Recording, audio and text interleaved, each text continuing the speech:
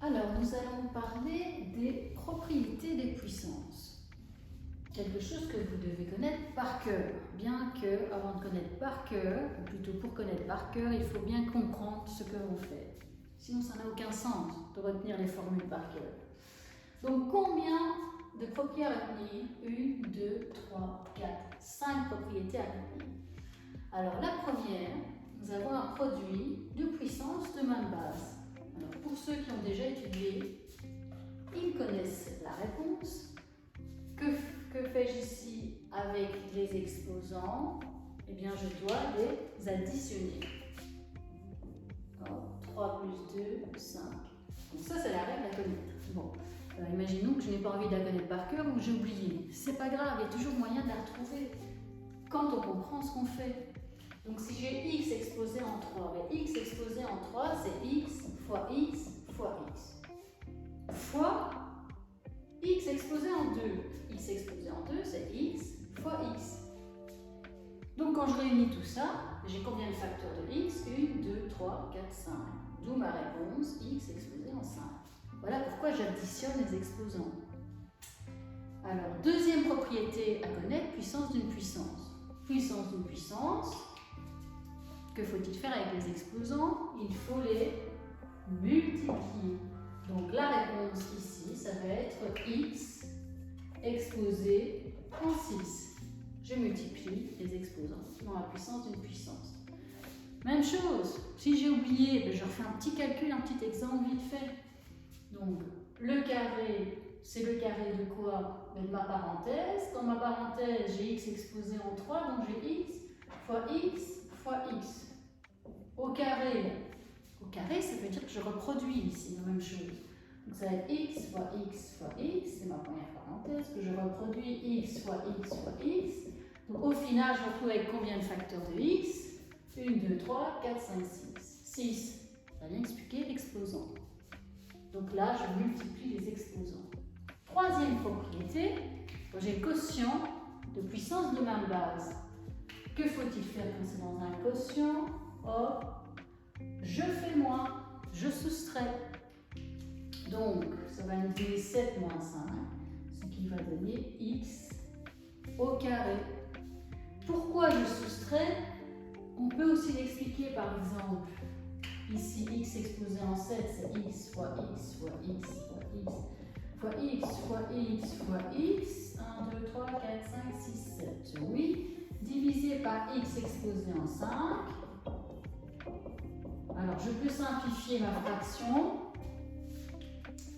avec un x au-dessus que je divise par un x en dessous, ça va faire 1, donc je peux simplifier. Je fais ça autant de fois que possible, celui-ci avec celui-là, celui-ci avec celui-là.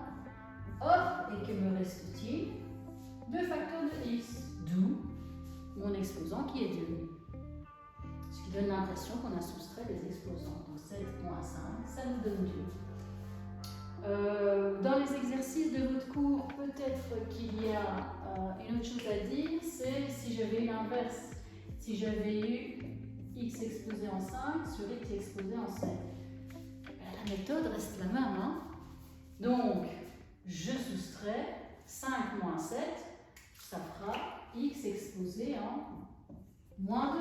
Voilà, l'exposant négatif. On verra que ça veut dire l'inverse en fait plus tard, si on n'a pas déjà vu.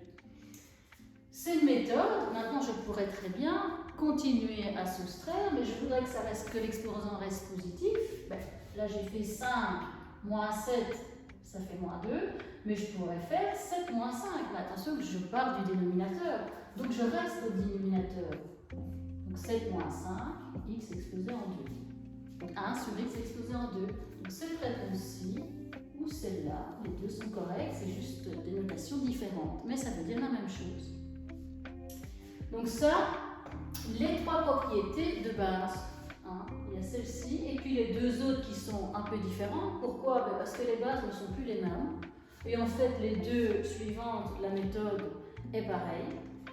Donc si je prends x fois y exposé en 4, que vais-je faire avec mon exposant?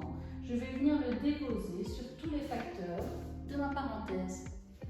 Donc ça va donner x exposé en 4 fois y exposé en 4. Voilà, on est généreux, on donne à tout le monde. à tous les éléments qui sont dans la parenthèse et on n'oublie personne. On n'oublie personne parce que si vous avez un exercice, par exemple, 3x au carré, donc c'est un autre exemple, 3x au carré, et bien le 2, il va chez tout le monde. Donc je vais le déposer sur le 3 et sur le x. Et il ne faut pas oublier ceci, parce que 3, du coup, on va faire 3 au carré, la réponse ce sera 9. Le 2 va sur le x, donc réponse 9x au carré. Pour la dernière propriété, donc puissance d'un quotient, et là les bases sont aussi différentes, donc voilà. Je dépose mon 3 sur tous les éléments de ma parenthèse.